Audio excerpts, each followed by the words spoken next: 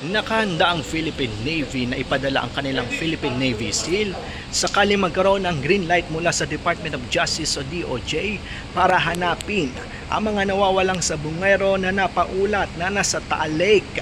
Ayon kay Philippine Navy spokesperson Captain John Percy Alcos, 4 na Navy SEAL at 4 na divers ang laman ng nasabing team. Ayon naman kay Navy SEAL at Rear Admiral Roy Vincent Trinidad, para malaman ang kaligtasan sa lugar, kanilang ipadadala ang underwater drone upang tiyakin na ligtas ang lugar sa kabila ng banta ng pagputok ng Taal Volcano. Today, we could already send out drones to check out. We could even retrieve underwater objects without sending any diver. But unless it's quite complicated like yung mga nangyari sa mga lumubog ng mga barko, napapasukin mo sa loob na mahirapan ang drone, lalo kung may tethered ang drone mo, then we have to send out divers. But again, on situation like this, the last option will be the diver. We first send out drones to check out the underwater environment. Mula rito sa Cap Aguinaldo, Rex Espiritu nag-uulat para sa Manila Standard.